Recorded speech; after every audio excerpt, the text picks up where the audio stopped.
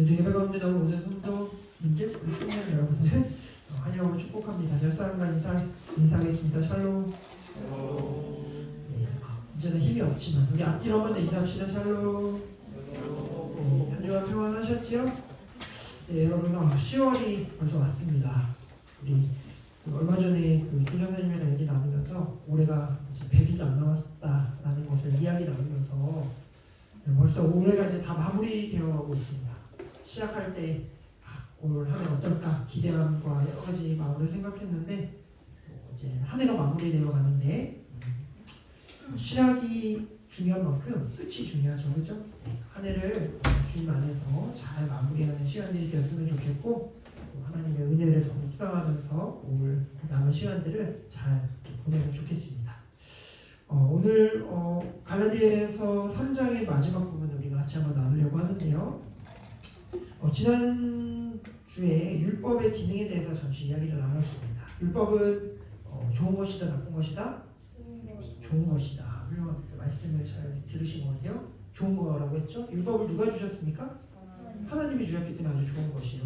율법은 좋은 기능이 있다고 말했어요. 어떤 기능이 있냐면 하나님의 자녀로서 우리가 살아가야 될 기준을 제시하는 그런 기능이 있고 또 그 율법으로 말미암아 우리가 율법을 온전히 지킬 수 없는 죄인이라는 것을 깨닫게 하는 기능이 있죠. 그리고 결국에는 율법을 통해서 죄 문제를 해결하고 자유함을 얻을 수 있는 유일한 방법은 예수님이시다. 예수님을 가리키는 것이 율법이다. 이 율법이 확장된 것이 오늘의 말씀이다. 이렇게까지 우리가 함께 이야기를 나누었습니다. 그래서 율법은 믿음의 삶을 지도하는 아주 중요한 원리였어요. 그래서 중요한 것은 예수 그리스도께서 이 땅 가운데 오심으로 예수님이 그 율법을 완성하심으로 이제 율법이 마침이 되고 새로운 시대가 열린 거죠. 이제는 예수님을 믿는 믿음으로 말미암아 새로운 삶의 원리가 이제 시작되는 건데 그것은 우리가 잘 알던 믿음과 성령을 따라 살아가는 새로운 세대가 열린 거예요. 율법을 따라 살던 그런 시대가 이제 맞춰지고 믿음과 성령으로 사는 세대가 되었다. 바로 이 진리의 단계를요 오늘 성경에서 이야기하는데요. 자, 23절부터 25절까지의 말씀이 지금 제가 이야기한 것을 바울이 이렇게 설명하는 건데요. 우리 같이 한번 읽어볼게요. 23절부터 25절까지 시작. 믿음이 오기 전에 우리는 율법 아래 있는 되고 계시를 믿는 때까지 갇혔느니라. 이같이 율법이 우리를 그리스도께 몰두하는 초등교사가 하여 우리로 하여금 믿음으로 말미암아 복담을 얻게 하려 합니다. 믿음이 온 후는 우리가 초등교사 아래에 있지 아니하도다. 아멘. 여러분 율법은 믿음이 오기 전까지 초등교사의 역할을 했다. 지금 이렇게 바울이 이야기해요. 여러분 초등교사를 알아야 되는 당시의 초등교사는요 가정교사를 말해요. 근데 이 가정교사는 더 정확하게 말하면 교사라기보다는 그냥 보육자의 의미가 더 크고 부모의 역할을 대신해서 아이가 성인이 될 때까지 그 아이를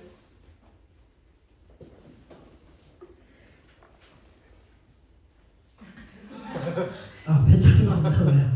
마이크를 좀 바꿔줄 수 있어요? 아니면 벤처리를 가려주실까요? 네. 율법은 믿음이 오기 전까지 율법이 초등교사 역할을 했다라는 거죠. 근데 당시 이제 초등교사 어떤 역할이냐면 교사가 아니라 회령제 잘못이 아니에요. 벤처리가 잘못했네. 네. 당시에 그 율법 초등교사가 어떤 역할을 했냐면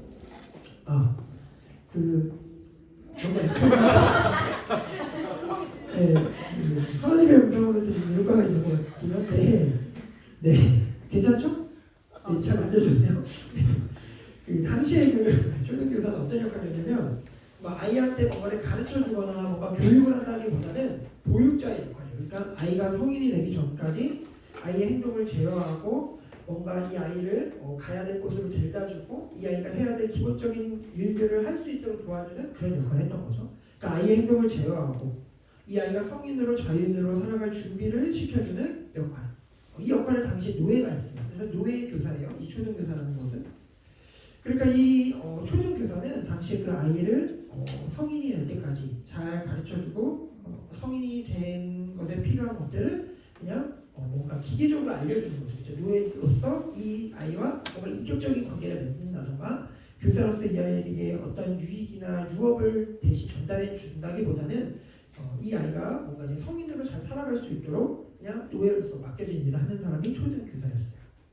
근데 여러분 율법이 이런 초등교사와 같았다라고 지금 바울이 설명해요. 왜 그러냐면 율법도 마찬가지로 아이가 성인이 될 때까지와 마찬가지로 율법도 그리스도께서 오실 때까지 예수님이 오실 때까지 하나님이 정하신 그때가 될 때까지만 이 율법이 역할을 했다라는 거예요. 그러니까 죄로 우리를 깨닫게 하고 죄인임을 깨닫게 하고 구원자가 필요함을 계속해서 알려주는 역할을 율법교사가 했는데 언제까지? 예수님이 오시기까지 이 역할을 율법이 했다라는 것이죠. 예수님이 오심으로 말미암아 구원의 놀라운 경륜이 이제 밝혀졌어요. 예수님을 믿음으로 구원받는다. 그때까지만 율법이 이 기능을 해왔다. 초등교사처럼 그렇게 율법이 기능했다라는 것입니다. 여러분 아이가 이제 크면요 더 이상 초등교사는 필요할까 필요하지 않을까요? 필요 없죠. 그렇죠? 이제 필요가 없어요. 마찬가지예요. 이제는 아이가 커서 성인이 되면 자유함을 얻고 자유인이 되는 것처럼 율법 아래의 속박의 삶이 아니라 이제 예수님의 오심으로 말미암아 자유로운 삶이 시작됐다. 예수 그리스도로 말미암아 율법의 완성인 예수님으로 말미암아 이제는 율법은 더 이상 역할을 하지 않고 믿음으로 하나님 앞에 더 깊은 자리로 나아가는 단계가 되었다라고 바울은 지금 이 이야기를 오늘 우리가 읽은 이야기에서 지금 하고 있는 것입니다. 그래서 이제는 율법이 아닌 예수 그리스도로 말미암아 자유함을 얻어서 더 깊은 자리로 나아가게 되는데 어떤 자리로 가게 되냐면 26절 말씀이에요. 같이 한번 읽을게요. 시작. 너희가 다 믿음으로 말미암아 그리스도의 사랑으로 하나님의 아들이 되었으니. 그다음에 이제는요 예수님으로 말미암아 예수님 안에서 하나님의 아들이 되었다라고 말합니다. 그러니까 이제는 초등교사 아래에서 뭔가 갇혀서 시키는 대로 이렇게 살던 삶에서 벗어나서 예수 그리스도로 말미암아 이제 자유롭게 하나님의 아들이 되었다라고 바울이 이야기해요. 여러분 저는 이제 어렸을 때 각 집마다 약간의 규칙과 규율들이 있잖아요, 그죠? 저희 집도 규칙이 있었어요. 신앙과 관련된 규칙은요, 그 주일날 반드시 교회를 꼭 가야 되는 것이었어요. 그리고 교회를 갈 때 꼭 헌금을 가지고 가는 것이 저희 집 규칙이었습니다. 이것을 어기면 안 되는 것이었어요. 그래서 어렸을 때는 이제 이것이 매일 어머님이 맨날 하시는 이야기고 주일날은 뭐 어디 가면 큰일 날 줄 알았어요. 그리고 더 어렸을 때는 이제 주일날 막 뭐 사 먹어도 안 되고 막 영화관 간다고 했다가 막 불호령이 나고 뭐 정신이 없다 막 이러면서 막 정신 못 차린다 이러면서 혼나고 막 그런 때가 있었는데 막 어쨌든 주일은 무조건 예배만 드리는 날로 그리고 또 헌금을 꼭 가지고 가는 날로 이렇게 이제 규칙 아닌 규칙으로 그걸 어긴다는 건 좀 생각을 하지 못했었어요. 신앙적인 규칙은 그랬고 일상적인 삶의 규칙들은 그래도 자유로운 편이었는데 꼭 기억나는 한 가지가 있는데 그것은 잠은 꼭 집에서 자야 된다라는 규칙이 있었어요. 저희 집은. 그래가지고 저희 집은 외박이 안 됐어요. 당연히 학생은 외박이 안 되겠죠. 그러나 친구네 집에서 잠을 자는 것도 안 됐어요. 그래서 친구네 집에서 막 이제 막 놀다가 자고 싶잖아요, 그죠?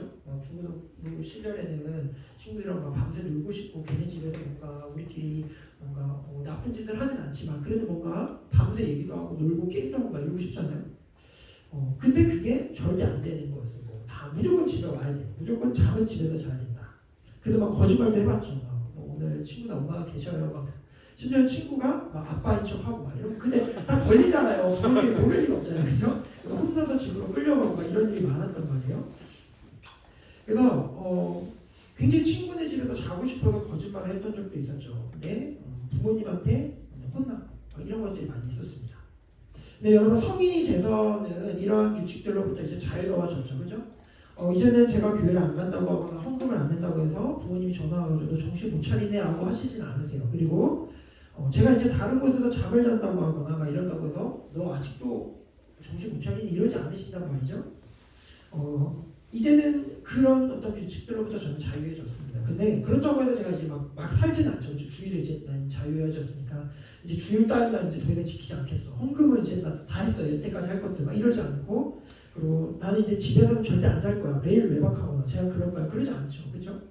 무슨 이야기인가 하면 여러분 이제는 예전에는 부모님이 두려워서 뭔가 무서워서 그것들을 지켰다면 이제는 제 안에 그것이 내면화돼서 그것들이 두려워서 그렇게 지키는 것이 아니라 이제 자유롭게 기쁨으로 그냥 제가 편안하게 그것들을 지켜나가는 것이죠.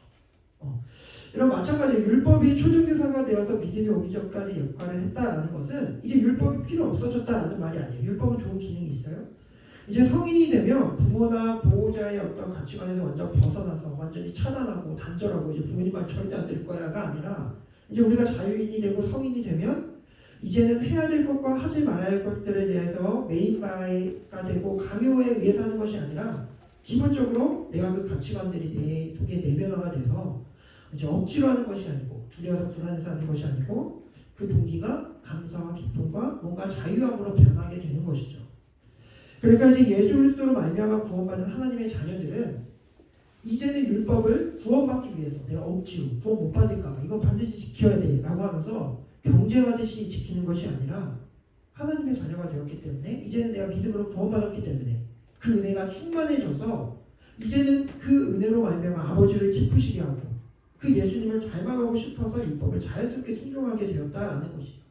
그러니까 무서워서 그렇게 안 하면 구원 못 받을까봐가 아니라 벌 받을까봐가 아니라 저주 받을까봐가 아니라 이제는 그때보다 더 잘 율법을 순종하고 잘 지킬 수 있게 된 것이죠. 감사와 기쁨과 더 즐거움으로 그 은혜로 동기가 되어서 할 수 있게 된 것이요. 왜요? 하나님의 아들이 되었기 때문이죠. 이제 하나님의 아들이 된 거예요. 종이 아니고 하나님의 아들이 되었기 때문에. 근데 여러분 오늘 이 바울의 하나님의 아들이 되었다라고 이렇게 표현을 하는데요. 성경에서 이 하나님의 아들이라는 표현을 불편하게 생각하는 사람들이 있습니다. 이건 약간 신학적인 이야기인데요. 이렇게 생각하는 거야. 성경은 너무 남성 중심으로 기록되었다. 왜 하나님의 아들이냐? 하나님의 딸일 수도 있지 않냐? 그래서 일부 성경은 하나님의 자녀라고 번역하기도 해요. 그리고 더 극단적인 어떤 사례로는 그 여성 신학이라고 하는 어떤 이런 신학적인 흐름 속에서는 성경의 모든 남자를 지칭하거나 여자를 비하하거나 이런 걸 다 바꿔요. 그래서 남자와 여자로 이렇게 성경을 다시 해석해요. 저는 근데 이건 바른 모습은 아니라고 생각합니다. 이건 바른 신학은 아닌데 왜냐하면 오늘 여러분 바울이요 지금 하나님의 아들이 되었다라고 표현하는 것은 더 의미가 풍부하고 바울이 전하고자 싶은 의미가 더 정확하게 표현된 표현이에요. 왜 그런가 하면 여러분 고대의 이 문화에서는요 딸은 아버지의 재산을 상속받을 자격이 없던 시대였어요. 상속자는 오직 아들에게만 가능했던 거예요. 아버지의 유산, 아버지의 좋은 것, 아버지의 모든 것들은 아들에게만 전가 되고 아들에게만 이제 상속이 돼요. 딸은 받을 수가 없어요. 그런데 오늘 바울은요 복음으로 말미암아 하나님의 자녀가 되었으면 복음으로 말미암아 예수 그리스도로 말미암아 이제 하나님의 아들이 되었다라고 표현하는데 이것은 남자나 여자나 모두 그리스도 안에서 하나님의 아들이 되었다. 이 이야기는 무슨 이야기입니까? 남자나 여자나 상관없이 모두 하나님의 유업을 받는 상속자가 되었다라는 의미인 것이죠. 그러니까 하나님의 자녀가 되어서 이제는 성별에 상관없이 남자든 여자든 누구든지 예수 그리스도를 믿음으로 말미암아 하나님의 상속자가 되어서 하나님의 모든 것을 누릴 수 있게 되었다라는 걸 바울이 지금 이야기합니다. 오히려 이것이 더 평등하신 하나님을 잘 드러내는 표현이겠죠. 그러니까 이제는 초등교사 안에서 어떤 요구에서 압박받고 내가 그것을 내 힘으로 지키기 위해서 노력하다가 또 좌절하고 아니면 잘 지켰다고 내가 교만하고 이런 힘겨운 삶을 계속해서 살아가는 자가 아니라 이제는 예수 그리스도가 오심으로 말미암아 믿음으로 구원받아서 내 안에 자유함이 생겨서 난 하나님의 아들이 되어 상속자가 되어서 은혜로 살아가게 되었다라는 것을 지금 바울은 오늘 우리가 읽은 말씀이 이렇게 설명하고 있는 것입니다. 어렵지 않죠? 조금 어려울 수는 있지만 잘 설명했죠? 네, 그렇다는 거예요. 그런데 오늘 우리가 이제 봐야 할 것은 뭐예요? 그 은혜로운 놀라운 이제 하나님의 자녀가 된 우리에게는 놀라운 특권이 주어졌다라는 것입니다. 어떤 특권입니까? 오늘 27절 말씀 이렇게 기록해요. 같이 한번 읽어볼게요. 시작. 누구든지 그리스도와 함께 대하여 세례를 받는 자는 그리스도로 부르는 아멘. 세례에 대해서 우리 이야기하는데요. 그리스도와 연합한 자가 되었다는 것은 하나님의 자녀가 되었다는 그러한 중요한 외적인 증거가 세례를 받는 거예요. 그죠? 세례를 받는 것은 내가 이제 하나님의 자녀라는 아주 외적인 표현입니다. 그래서 우리 아마 대부분은 세례를 다 받으셨을 거예요. 근데 여러분 세례가 구원을 주는 것은 아니죠. 그렇죠?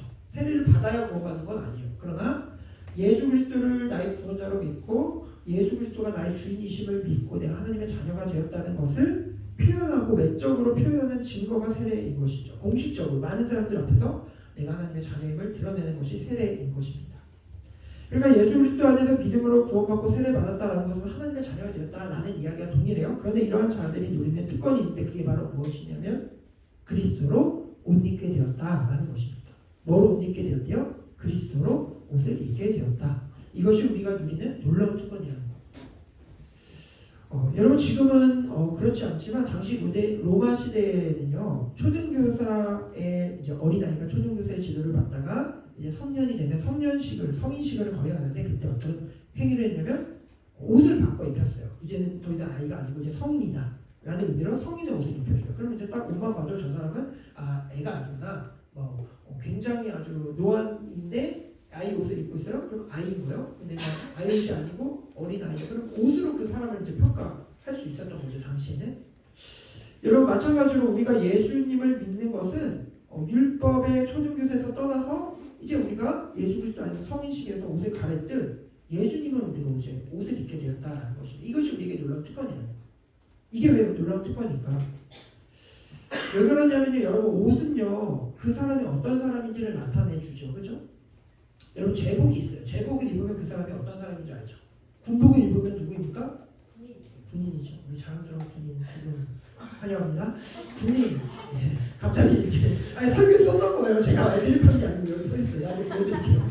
군인이에요. 제복을 입으면 군인이에요. 군복을 입으면 군인이에요. 또 이제 경찰복을 입으면 경찰이죠. 그리고 소방관님이 제복을 보면 드러나죠. 그죠? 그 사람이 어떤 사람인지가 옷을 보면 딱 드러납니다.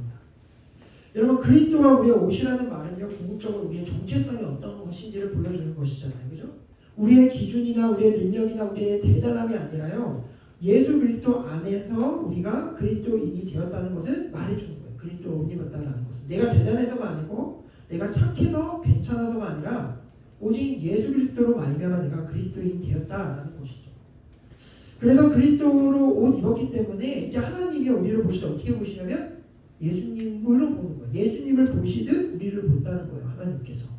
그러니까 하나님이 우리를 예수님을 사랑하듯 우리를 사랑하신 거예요. 그리스도로 옷 입은 사람은 그리스도로 옷 입었구나. 그리스도인이구나. 예수님과 동일하게 하나님이 우리를 대해 주신다. 우리를 죄인이지만 우리를 그렇게 받아주신다라는 것이죠. 이거 얼마나 놀라운 특권입니까? 예수 그리스도로 옷 입었다는 거예요. 여러분 옷 안에는 여전히 뭐가 있어요? 우리의 맨몸은 벌거벗은 죄악의 몸이 있겠죠. 타락한 죄성, 쓴뿌리들 여전히 우리의 몸은 동일할 거예요. 죄를 원하고 죄를 따라 살아가고 싶고 내 힘으로 뭔가를 맨날 해보려고 하고 내가 뭔가 드러나고 싶고 주인 되고 싶어서 하고 주인 되어 살아내고 싶은 우리의 본 모습이 우리 안에 있습니다. 속은 그대로예요. 그러나 그 부끄러운 우리의 알몸을 예수님이 옷으로 덮어주신 것이죠. 예수님 스스로 우리의 더러운 알몸을 십자가로 덮어주신 것입니다.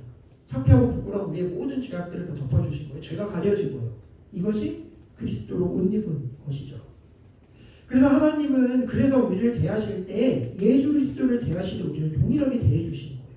하나님은 예수 그리스도로 말미암아 우리에게 우리에게 사랑을 베풀어 주시는 것이죠. 예수 그리스도가 그래서 중개자, 매개자라고 하는 거예요. 예수님이 없으면 우리 하나님께 갈 수 없어요. 하나님의 사랑을 우리가 받는 이유는 예수님 덕분입니다. 예수님을 옷 입었기 때문이에요. 예수 그리스도로 말미암아 의로워졌기 때문에 우리가 하나님의 사랑을 받는 것입니다. 여러분 결국은 그래서 예수 그리스도로 옷 입었을 때 우리는 이 놀라운 특권을 누리는 자가 된 것이에요. 부끄럽지만 자격 없지만 그런 우리의 모습을 덮어주셔서 하나님의 자녀로 신분을 바꿔주신 것이죠. 우리 안에 있는 모든 더러운 것들을 덮어주신 것이고 더 나아가서는 하나님이 모든 것의 주인이신데 그 하나님의 모든 것들을 우리가 이제 유업으로 받게 된 상속자가 된 것입니다. 옷을 입음으로 말미암아 그렇게 된 것이죠. 그래서 이제 더 이상 예전처럼 신분과 특권을 유지할 목적으로 더 노력해야 된다거나 더 헌신해야 된다거나 율법에 매일 필요가 없어진 거예요. 우리는 그냥 그 자체로 예수 그리스도로 옷을 입고 있기만 하면 입고 있는 자라면 하나님의 자녀 상속자로 인정받는 겁니다. 그 자체로 그냥 하나님의 사랑을 누리는 자가 된 거예요. 이것이 오늘 복음이라고 말할 수 있는 것이죠. 오늘 28절 말씀이에요. 우리 같이 한번 읽겠습니다. 시작. 너희는 유대인이나 헬라인이나 종이나 자유인이나 남자나 여자나 그리스도에 있어 아멘. 여러분 이것은 굉장히 놀라운 말씀이에요. 당시에 사람들은 이 말씀을 들을 때 굉장히 충격받았을 거예요. 그리스도로 옷 입었으면 유대인이나 헬라인이나 종이나 자유인이나 남자나 여자나 다 주 안에서 하나다. 우리는 뭐 당연하게 얘기하겠지만 당시에는 굉장히 충격적인 말이었어요. 왜요? 당시의 노예는요 물건 취급당했어요. 노예는 평생 노예로 살아야 돼요. 노예가 결혼해서 애를 낳으면 또 노예예요. 물건처럼 취급받던 대대로 노예이던 그들이 예수님을 믿고 교회 안으로 들어옵니다. 그러면 그 종이 노예의 종이나 자유인이나 다 하나님 안에서 하나다. 예수 그리스도 옷 입었다면 너희 다 하나야 라고 말하는 것. 얼마나 놀라운 일입니까? 당시의 여성은요 남자처럼 힘이 세지 못했기 때문에 사회적으로 아주 열등한 존재로 여겼어요. 여성은요 억압과 착취의 대상이었어요. 남자가 여자를 소유물로 여겼던 그런 시대였어요. 남편이 아내가 마음에 안 들면 이혼 증서를 써서 던져버리고 다른 여자를 취해도 되는 시대였어요. 그런데 이런 시대 가운데 여성이 예수 그리스도를 옷 입고 하나님 앞에 교회로 나왔을 때 남자나 여자나 다 하나다라고 말했을 때 이게 얼마나 혁명적인 일이었겠습니까? 믿음으로 구원받은 자들이 예수 그리스도를 옷 입고 종이나 자유인이나 남자나 여자나 유대인이나 헬라인이나 서로 우열이 있거나 차별이 있거나 뭔가 이런 것이 아니라 다 주 안에가 하나다라는 이 놀라운 질서를 발견하게 되고 그 안에 거하게 된 것이죠. 이 천국의 놀라운 질서 안에 모두가 들어와 풍성한 은혜를 누리게 된 것, 이거 엄청난 하나님의 복음의 놀라운 은혜였던 것입니다. 여기까지 오늘 바울이 이야기하고 있는 복음의 내용이고 우리가 누리게 된 하나님 예수 그리스도의 옷으로 입게 된 특권의 놀라운 일들이에요. 사랑하는 청년 예배자 여러분들, 여러분 혹시 그 명품 갖고 계세요? 아직은 없나요? 곧 있게 될 것입니다. 여러분 직장생활도 하고 이제 돈을 좀 벌면요 이제 명품을 이제 구입하게 되겠죠. 난 절대 명품 안 살 거야. 이런 사람 없잖아요, 사실, 그죠? 뭐 나는 명품에 관심 없어. 이럴 수도 있겠지만 명품 자체가 저는 나쁘다고 생각은 하지 않습니다. 왜냐하면 물질에도 여유가 있고 내가 필요하면은 살 수 있죠, 그죠? 능력 있으면 구입할 수 있습니다. 근데 여러분 명품을 이제 구입할 수는 있는데요. 명품을 구입함으로 내가 그 명품과 같은 인생이라고 이제 착각하는 게 굉장히 심각한 문제이겠죠. 그 명품을 내가 뭔가 입어야지, 내가 명품을 좀 들어야지 어떤 사람, 좀 된 사람으로 여기는 것, 가치가 있고 또 능력이 있고 그래도 내가 조금 이 사회에서 인정받는 사람, 상대적으로 괜찮아 보인다는 생각 속에 명품을 걸치는 것은 바람직하지 않은 것 같아요. 근데 여러분 실은 우리 이 귀한 청년부 공동체는 너무 순수하고 착하고 귀하기 때문에 명품에 관심이 없지만 다른 청년부만 가도 여러분 이 주일 예배 때 다 여기에 다 가방들이 다 명품들이 다 올라가 있어요. 우리 대학 직장인 청년들 얼마나 잘 사는지 몰라요. 그리고 심지어 어느 교회는 어디 좀 부유한 층에 있는 교회의 사역자들은 막 이제 저처럼 입고 다니면 성령님들 부릅니다. 목사님 옷 좀 이렇게 얘기하셔요. 너무 이렇게 후려하게 다니시는 거 아니에요? 약간 이렇게도 얘기하는 교회가 있대요. 100개 중에 한 개 있겠죠. 모든 교회를 사랑합니다. 그러나 예를 들기 위해서 그런 교회도 있습니다. 그런 게 있어요. 여러분 왜 그럴까? 이 세상에 있는 다양한 편견과 차별과 우열과 특권이 있는 세상이기 때문에 그렇겠죠, 그죠? 자본주의 사회는요, 여러분 돈을 노골적으로 사람들을 차별하는 것으로 사용해요. 우리가 교회 안에 있지만 실은요, 여러분 교회만 나가서 이제 우리가 신세계 백화점만 가봐도 여러분 VIP가 있고 VVIP가 있습니다. 그리고 백화점에 가보면요, 여러분 VIP만 따로 주차할 수 있는 주차 공간이 있어요, 그죠?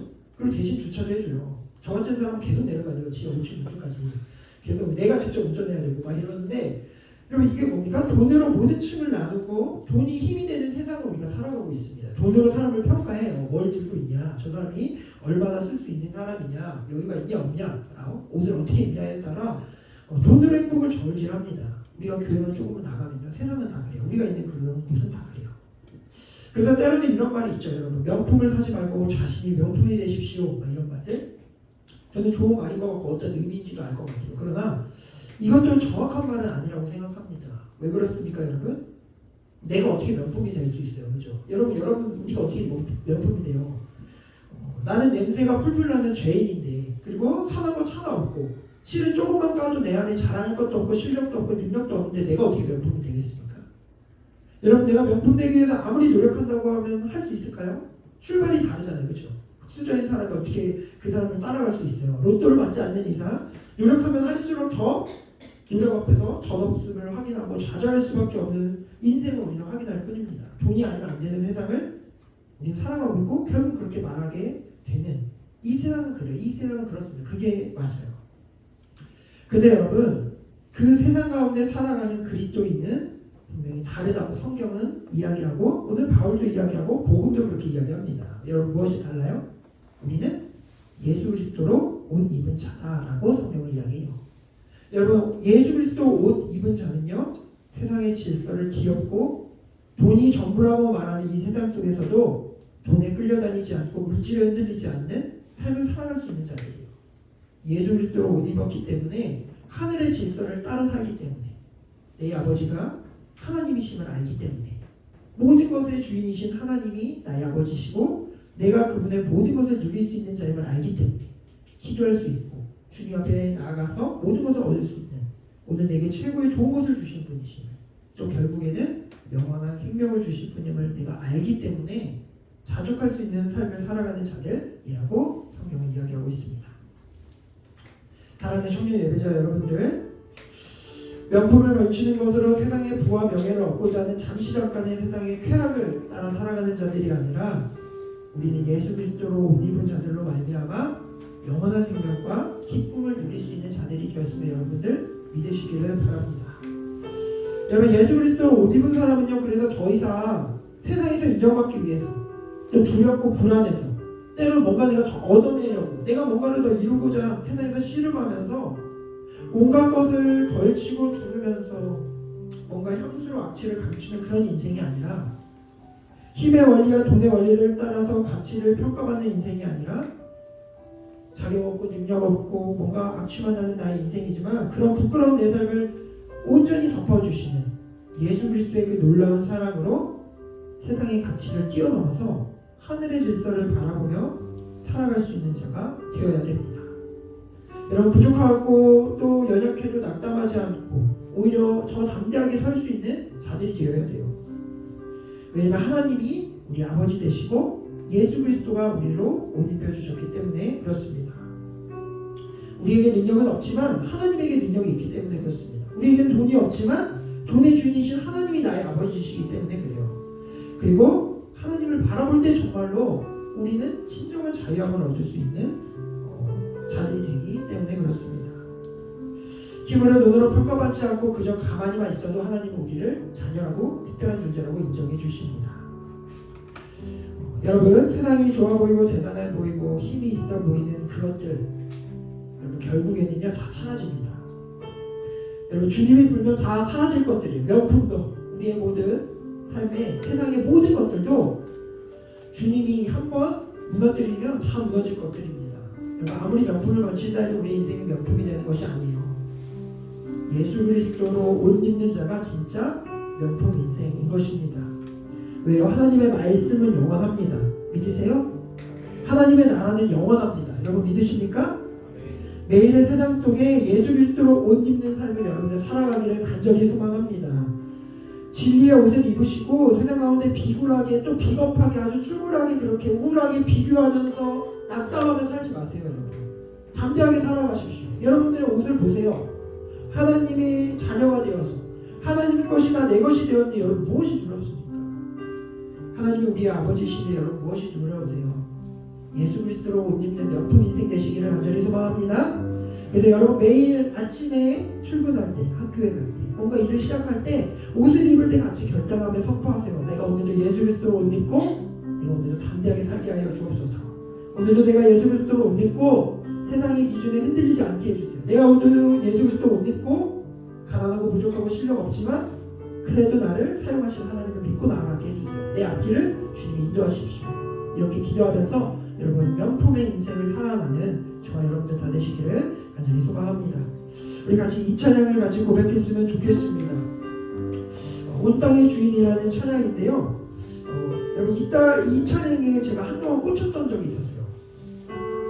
그것은 이제 오늘 제가 이제 그 군대 시절에 어쩌다 보니 군대 얘기를 많이 하게 되는데 네, 제가 군대에 있을 때 그때 이 찬양을 주님이 주시면서 제가 굉장히 큰 은혜를 받았습니다. 왜냐면 이제 그때는 이제 군대 어디 화천 그 사창리에 갇혀가지고 있는 저희 인생이 너무 약간 초라하게 느껴지는 거예요. 매일 그 막 아무것도 없고 막 나가려면 한참 버스 타고 나가야 되고 날 보러 오는 자도 없고 막 이런 그런 부대 안에서 이제 퇴근하면은 이제 혼자 독신자 숙소로 올라가면서 뭔가 쓸쓸하고 그러면서 쓸쓸해진 이유는 약간 여러분 비교 때문이었어요. 그 당시 나의 또래 동갑인 나의 친구들, 세상 사회에 있는 친구들은 뭔가 떡떡 뭔가 된 거 같고 뭔가 이룬 거 같고 결혼도 하고 뭐도 하고 막 하는데 나는 혼자서 여기서 뭐 하고 있는 건가?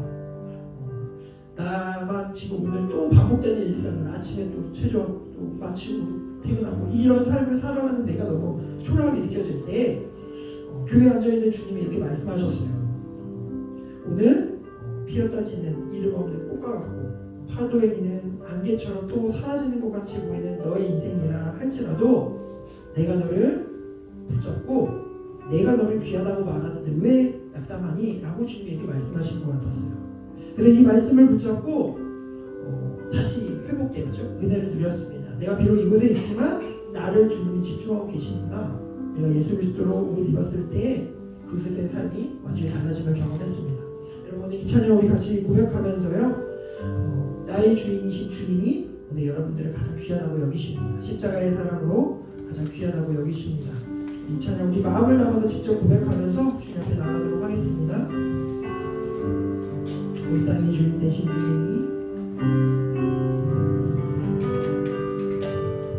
온 땅의 주인 되신 주님이 내 이름 아시며 사랑한 밤 돌보네 어둠을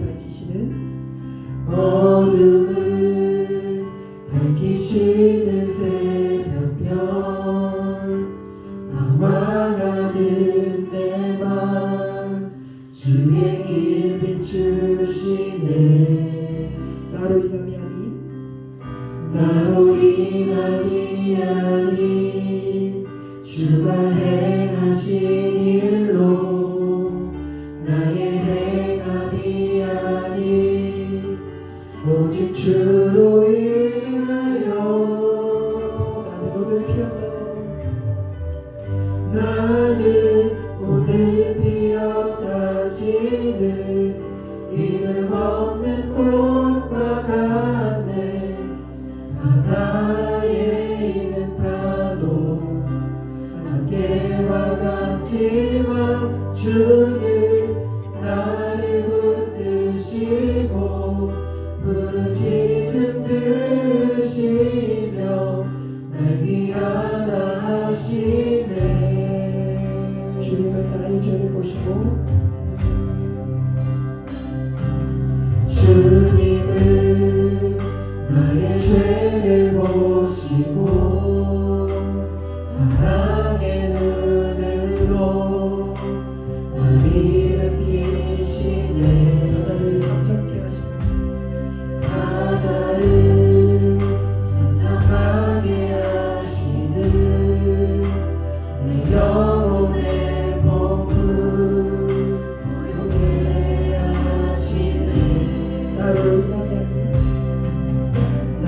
인함이 아닌 주가 행하신 일로 나의 행함이 아닌 오직 주로 인하여 나는 오늘 피었다 지는 이름 없는 꽃과 같네 바다에 있는 파도 안개와 같지만 주는 나를 붙드시고 부르짖음 들으시며 날 귀하다 하시네 나는 피었다지는 나는 오늘 피었다 지는 이름 없는 꽃과 같네 바다에 있는 파도 안개와 같네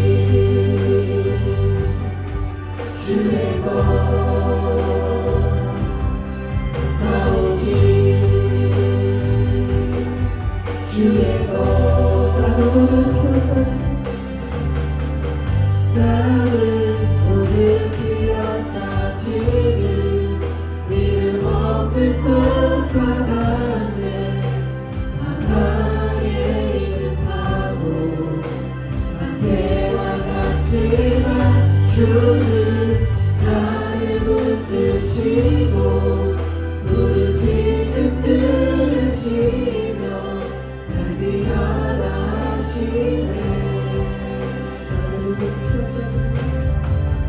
나는 오늘 피었다 지는 이름 없는 꽃바람에 하나의 이름 타고 한태와 같지만 주는 나를 붙드시고 부르짖음 들으시며 날 귀하다 하시네.